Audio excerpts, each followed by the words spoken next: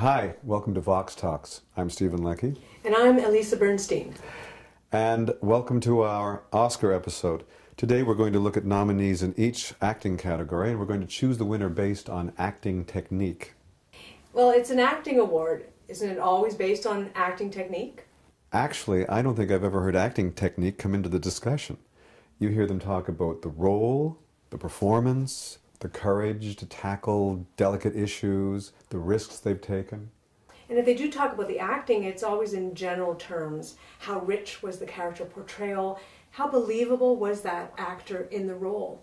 So we're going to look at short clips in each category, and we're going to determine how each of these actors is using their acting technique to develop that wonderful range of emotional nuance and the believability in the character. And that's how we're going to determine the winner. First up, we have Bradley Cooper from American Hustle. I know you think, look at me. Hey, Edith, I know you think Irv loves you. I know you think you know him. You think that he sees the world as this cold, dark place, and he cares about nobody but a very few people on a short list. His son, his father, Rosalind, and you think you're on the top of the list. What if you're not? What if you're not on that list? What if you're not even on that list at all? Extremely strong, magnetic actor. I think the problem we have here is the collapse issue. We're dealing with the collapse issue that we talked about.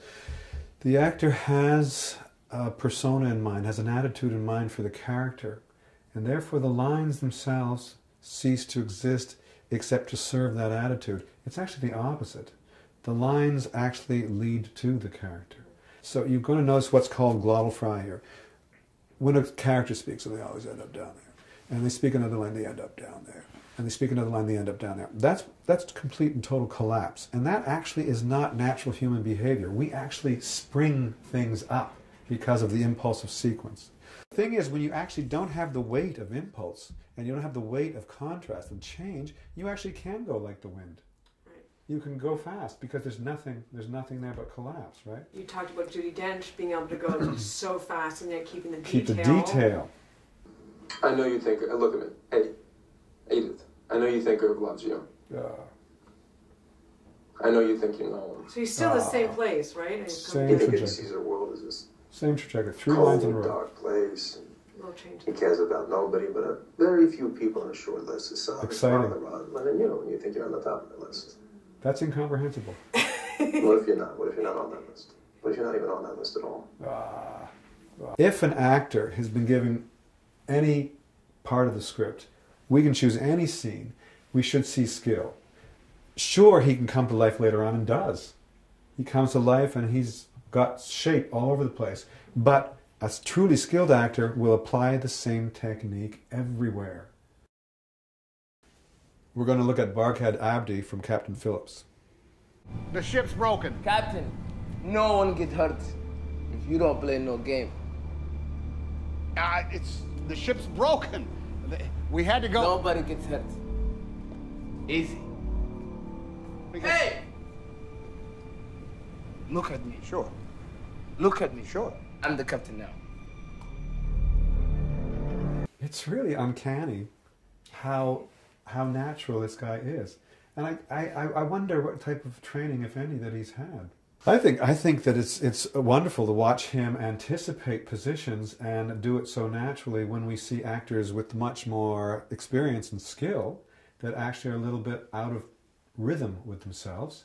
When he indicates this, and when we see him from behind when he shrugs his shoulders, and we see the pace of everything he does, he actually he's following the rules that we've set for these actors. He's following them. It's amazing.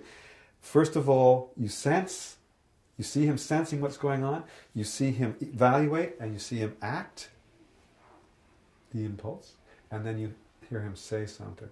Captain. The ship's broken. Captain, no one get hurt if you don't play no That game. was nice. That was excellent. Oh, no one gets hurt. The ship's Change. broken. Yeah. We had to go. Nobody gets hurt. Easy. Shoulders. Easy. Shoulders. Hey! He's there first. Look at me. Sure. Look at me. Sure. I'm the captain now. would have liked to see more development on the look at me. I was waiting for that forward move. You remember we were talking about direct and diffuse, right? The forward move contrasting the backward move. It's the exact same thing. The same thing. People see the same line, they think it's the same thing. Nothing ever repeats. Nature does not repeat itself. Next we have Michael Fassbender from 12 Years a Slave. What'd you just now tell her? What'd you say to Bats? No words were spoken, none of consequence. You're a liar. You damn liar. I saw you talking with her. Tell me. Cannot speak of what did not occur. Very powerful. Similar to Bradley Cooper, he generates a lot of intensity. A lot of intensity. What'd you just now tell her? What'd you say to Bats? No words were spoken, none of consequence. The problem with eye contact like that is it actually paralyzes the actor.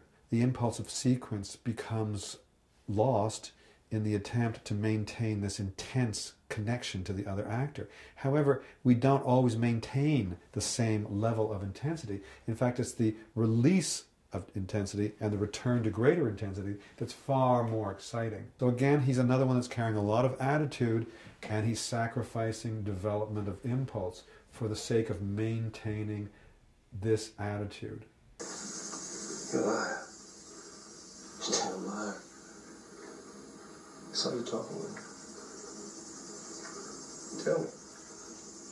There's some nice detail there. You can see in the facial expression is part of the impulsive imprint.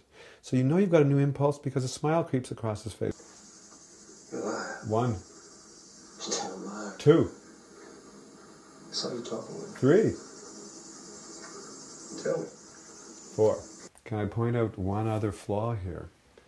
It is the conveyor belt flaw, is what I call it. The lines are coming along on a conveyor belt, da-da-da, da-da-da, da-da-da, da-da-da. You're a liar. You damn liar. I saw you talking with her.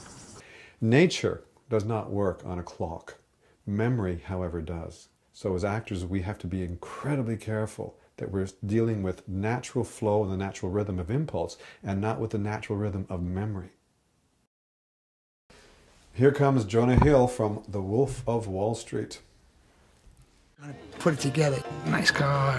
We live in the same building. I'm not understand how much money you make.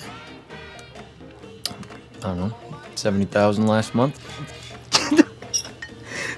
I'm serious. Yeah, no, I'm serious too. Seriously, how much money you make? I told you, 70,000. Well, technically 72,000 last month. You made 72 grand in 1 month. Yeah.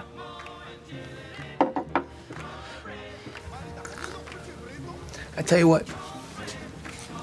You show me a pay stub for $72,000 on it, I quit my job right now and I work for you. Excellent. Excellent Wow, work. he's following the rules. Watch, when he has this highly emotional moment, when he's reacting to how much money? What? You know, basically, he's falling back. He's falling back over his gravitational center, which brings him right over his emotional core, right? And then he sets up coming forward. This guy is a maestro at that. Of course, you could say he's getting to stand up in this scene, but we just saw Michael Fassbender, who was actually had a great opportunity that wasn't using that whole yo-yo effect of to and fro to his advantage. This guy's using it and coming back with fantastic, liberated, impulsive tone. Understand how much money you make? So close. I don't know, 70,000 last month. I'm serious. And he comes back. Seriously, how much money you make? I told you, 70,000. Watch his face. Technically, Watch his face 72,000 now. last month. Look at that face. You made 72 grand in 1 month. Yeah. Good tone. He's thinking, decision, emotion, and then direct. You show me a pay stub for Right. $72,000 on it, I quit my job right now and I work for you. So even when he doesn't have a line, he's playing an impulse. He's playing, calculating, thinking, strategizing, and then coming directly at him for the kill. You know, coming in for the kill. Beautiful. fantastic piece of acting. And again, we have to assume, all right, we've seen this little bit of scene. He knows what he's doing. He knows how to handle impulses. He knows how to handle a sequence. He knows how to get change up in the body and how to make things happen. So basically, we expect him to do that. We can project that he does that all the way through the film. And so therefore, it's a good award-worthy role. Next, we're going to look at Jared Leto in Dallas Buyers Club. Do you like this dress? Because I think the neckline's a little plunging. Rayon, the whole purpose of this study is to determine if ACT is helping people. Come on, Evie, you know there ain't no helping me. That doesn't mean I'm going to stop trying. Why are you so good to me? Bless your little heart. Just promise me you'll show up for the rest of the trial. I promise you that I will try my very best. I want you to mean it.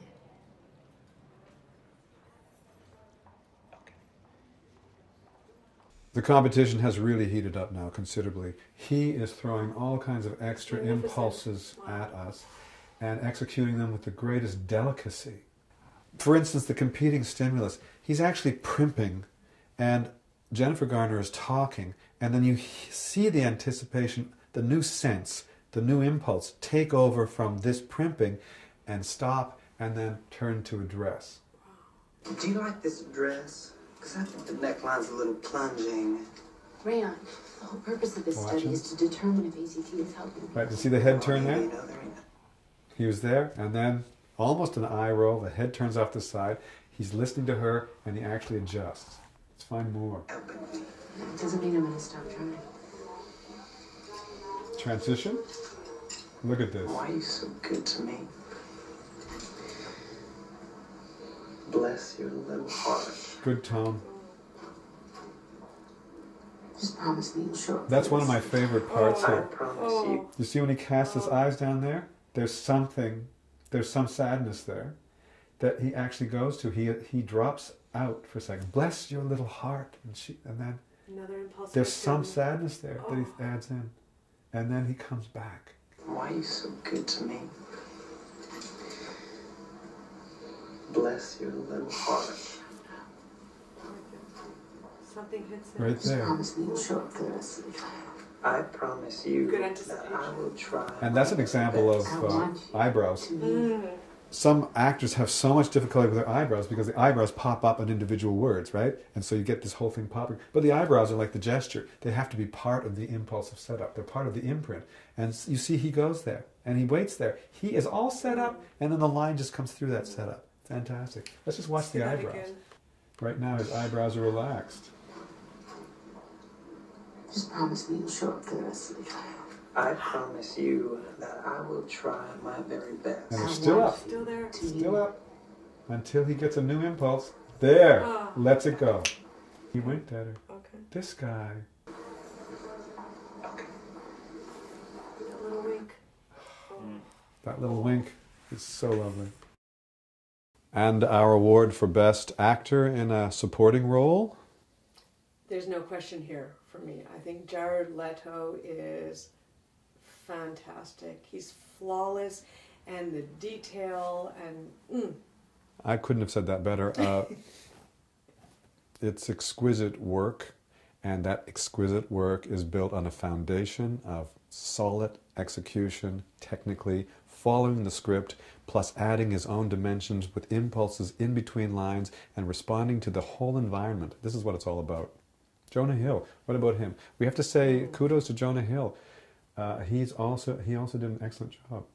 Extremely skilled. As soon as we talk about Jared Leto, I get a whole visceral response because I remember his performance. Me too. It has inhabited me as an audience. When it stays with you. That's truly a great piece of artistry.